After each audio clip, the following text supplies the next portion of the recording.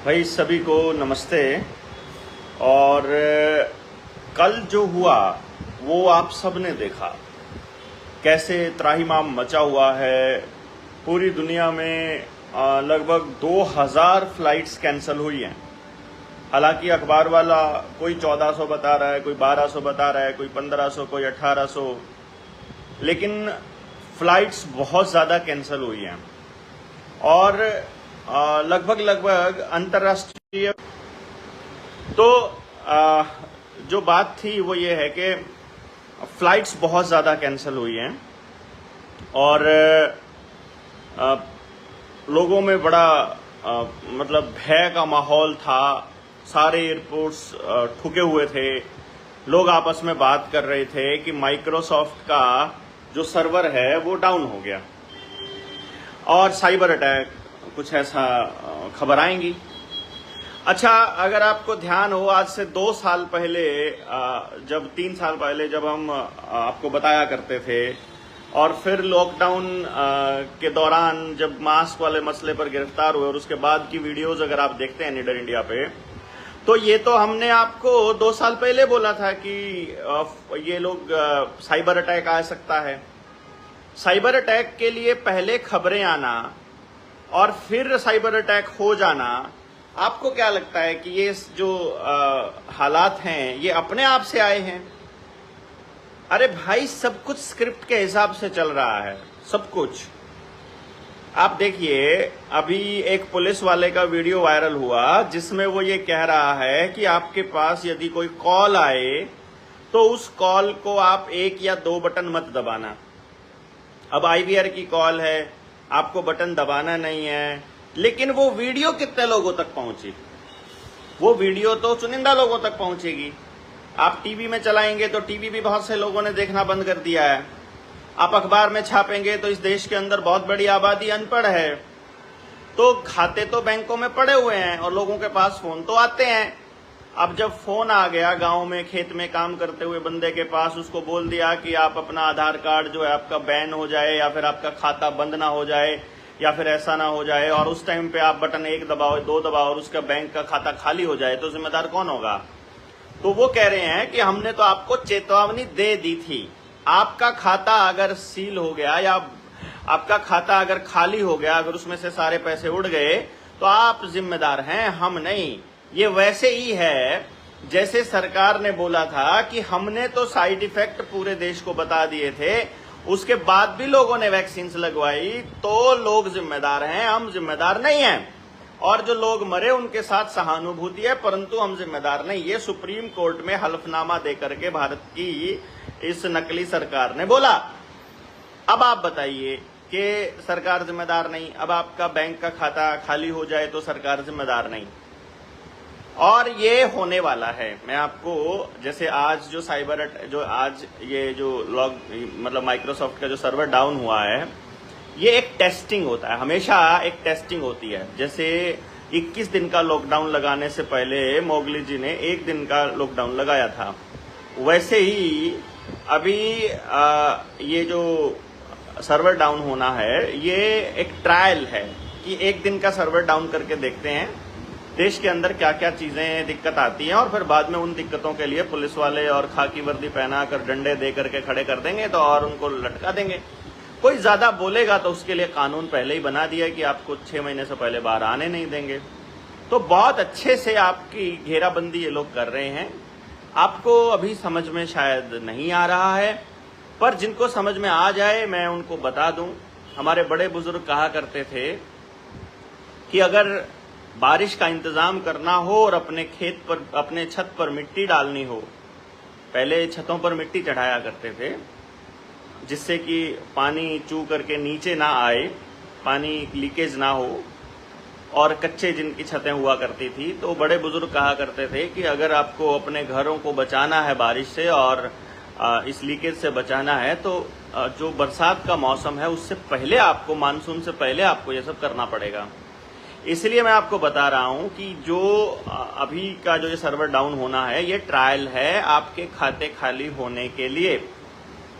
एक दिन ऐसा आएगा जब 3-4 दिन तक सर्वर डाउन रहेगा, आप साइबर अटैक हो गया है, और जब खाते वापस आएंगे तो आपके पूरे बैंक अकाउंट जीरो मिलेंगे, और उस टाइम आप कंगले हो चुके होंगे।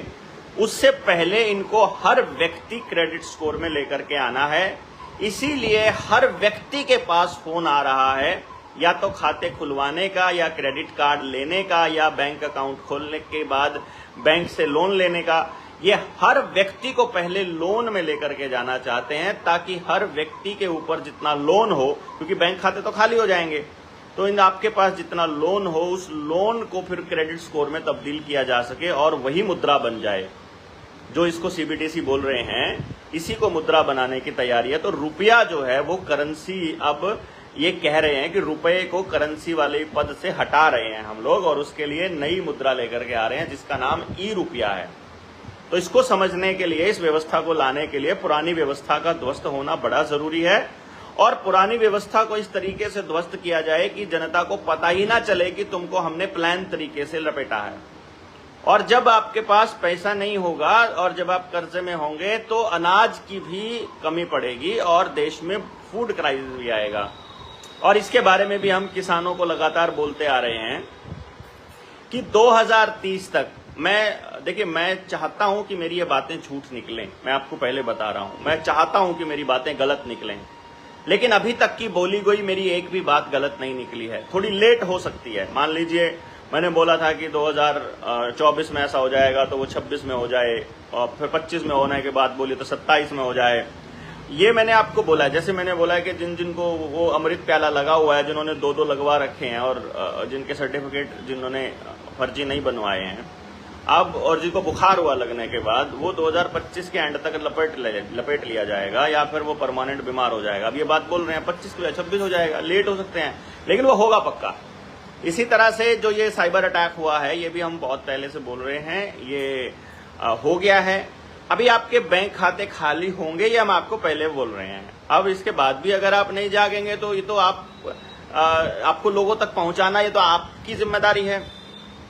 कुछ लोगों का कहना है कि यार उस पैसे का क्या करेंगे, जो पैसा हमने मतलब जमा किया हुआ है, उस पैसे को भाई जल्दी से जल्दी किसी धातु में कन्वर्ट कर लीजिए, स्पेशली उस धातु में जिसका क्षय नहीं होता हो, सोना या चांदी, या फिर उसको जमीन में तब्दील कर लीजिए अगर आपके पास पैसा है तो।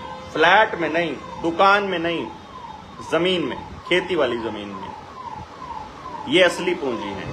और किसानों से हम लगातार बोल रहे हैं कि 2030 तक ये कोशिश कीजिए कि आपके पास घर के अंदर कम से कम 2 साल का अनाज रखा हो, कम से कम 2 साल का, और सिर्फ अपना नहीं बल्कि एक व्यक्ति के पास जो सामर्थ्य है अगर, तो एक व्यक्ति के पास में, एक परिवार के पास एक और परिवार के जितना अनाज रखा हो, यानी कि आपको डबल अनाज 2 साल का रखना है और कम से कम 2 परिवारों का रखना है। क्योंकि जो गरीब लोग हैं, जिनके जमीनें नहीं है, जो सरकार से अनुदान पर अभी जिंदा हैं, जो 5 किलो राशन पर जिंदा हैं, उनके पास जब अनाज नहीं बचेगा और जब अनाज नहीं होगा तो आपको ही समाज में दोबारा से वो माहौल क्रिएट करना पड़ेगा कि हम सब लोग मिलकर के एक दूसरे की जान बचाएंगे। क्योंकि सरकार तो केवल लपेटने का काम करेगी, उस अनाज के ऊपर कुछ छिड़क कर भेज दे, बीमारी फैला दे, फिर से लॉकडाउन डाल दे, पानी में कुछ डाल दे। पानी के अंदर आजकल भी आप अपने वाटर वर्क्स के अंदर जाकर के देखिए, आपका जो पानी की जो पंप हैं, जहां से पानी की सप्लाई आती है, हर पानी वाटर वर्क्स पे काम करने वाले लड़के को कोई ना कोई केमिकल दिया हुआ है सरकार ने, जो वो उसके अंदर बांध देते हैं और हल्का हल्का बूंद बूंद करके वो सबके घरों में जा रहा है। और वो केमिकल क्या है किसी को नहीं पता है, वो पानी साफ करने के लिए नहीं है, वो आपको बीमार करने के लिए। अब ये पता नहीं आपको समझ में कब आएगा, पर ये हो रहा है। अभी तो इन लोगों ने सब्जियों के ऊपर पानी के अंदर ग्रेफिन ऑक्साइड का भी गेम चालू कर दिया है। बट आज जो मैं आपको बता रहा था वो ये बता रहा था कि जितना भी ये पूरा का पूरा स्क्रिप्ट है, ये पहले से लिखा जा चुका है और ये होना तय है। इसलिए आप अपनी तैयारियां पहले से करके रखिए, और जितनी आप तैयारी करके रखेंगे उतने ही आप सक्षम होंगे उस दौर में जब आपके साथ कोई अनहोनी इस तरह की हो जाए, अचानक से ऐसी सिचुएशन आ जाए।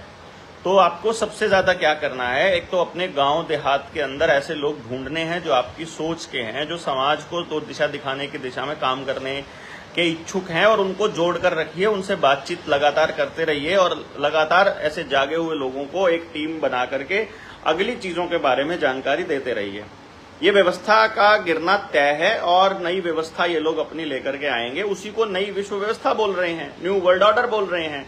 और इसके बारे में तो सारे के सारे बड़े नेता बोल रहे हैं। आप न्यू वर्ल्ड ऑर्डर पे बाइडेन क्या कहता है वो देख लो, कास्क्वाब क्या कहता है वो देख लो, मोदी क्या कहता है वो देखो, ये लगातार बोले जा रहे हैं। तो आपको इस विषय में सोचना होगा कि आप इस पे क्या एक्शन लेते हैं। मैं सिर्फ इतनी सा बता रहा हूं कि इसको सिर्फ एक घटना ना माना जाए, ये आने वाले बुरे हालात, फूड क्राइसिस है, एनर्जी क्राइसिस है, मतलब बिजली नहीं आए मान लो 15 दिन 20 दिन, तो आपके पास पानी का क्या इंतजाम है, और पेट्रोल डीजल अगर बैन हो जाए तो आपके पास क्या इंतजाम है, क्या आपके पास अच्छा गैस अगर बैन हो जाए तो आपके पास क्या इंतजाम है, क्या गांव के पास अपने जंगल, अपने पशुधन, अपना लकड़ी, अपने उपले हैं क्या, तो वो नहीं मिलेंगे मेरे ख्याल से। तो वो सब चीजों के लिए आपको पहले से तैयारियां करनी है और उसके लिए आपको गांव के अंदर तो स्पेशली मतलब गांव को केंद्र में रखकर आपको बहुत सारा काम करना पड़ेगा, क्योंकि गांव ही भारत है। असल में शहर जो हैं ये अंग्रेजों के बसाए हुए हैं, ये उनके कंट्रोल्ड सेंटर हैं। और शहर एक तरह से ये समझो कि मैं इनको नरक बोलता हूँ, शहर तो नरक है इस धरती पर।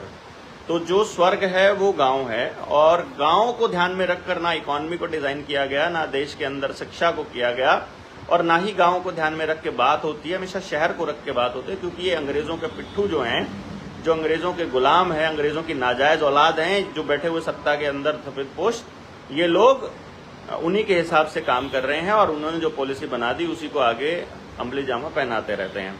तो आपको अपने गांव को दोबारा से महिमा मंडित करना पड़ेगा, उसको दोबारा से अपने गांव की व्यवस्था अपने हिसाब की बनानी पड़ेगी, और फिर से हमें अपने बच्चों के लिए अपनी व्यवस्था खुद बनानी पड़ेगी। ग्राम सभा की जो ताकत है उसका इस्तेमाल करना पड़ेगा, और यदि ये लोग ताकत को ले भी लेते हैं तो फिर हमें अपनी ताकत बतानी पड़ेगी कि हमारा इंसान होने का क्या मतलब है, और हम जब पैदा हुए हैं तो हम किसी के गुलाम कभी नहीं हो सकते। इस तरह से आप सब लोगों को जागना है। आने वाली जो क्राइसिस है उस क्राइसिस से लड़ने के लिए अपने आप को तैयार रखना है, और 9518170000 पर मिस्ड कॉल करके आप साथियों के साथ जुड़ते रहिए, और अगली ट्रेनिंग्स में आइए। जनता सरकार मोर्चा की हम लोग पेरेंटिंग का सेमिनार कर रहे हैं, किताब लगभग तैयार है, जो वर्मा जी वाली किताब है वो भी तैयार है, सारे दस्तावेज ऑलमोस्ट पब्लिक डोमेन में आने के लिए एकदम रेडी हैं, कुछ ही समय की बात रह गई है। मेरे ख्याल से हफ्ते भर के अंदर हम लोग किताब का ऑर्डर दे देंगे, तो कौन कौन लोग उस किताब के लिए मतलब इच्छुक हैं वो भी बता देंगे। 27, 28 और 29 की करनाल में कहाँ पर है, कुछ पता है? श्रीजी होटल गोगड़िया रोड पे, गोगड़िया नहीं गोगड़ीपुर रोड पे श्रीजी होटल, ये मुनक रोड पे है, मुनक की तरफ जाते हुए है करनाल में। वहां पर एक कॉलोनी है, उसको कोड़ी कॉलोनी बोलते हैं, वैसे कोड़ी कॉलोनी तो वैसे बोलते हैं, उसका नाम कुछ और है। हाँ, तो आप उसके अंदर आ सकते हैं। मतलब 27, 28 और 29 को करनाल में एक ट्रेनिंग रखी हुई है जनता सरकार मोर्चा की, वहां पे आ सकते हैं। और बाकी आप सब साथी अपना ख्याल रखिए। हम अगली कुछ बातों को लेकर के और अगली टॉपिक्स को लेकर के फिर से आपके साथ होंगे। तब तक के लिए शुक्रिया, धन्यवाद, जय हिंद, जय भारत।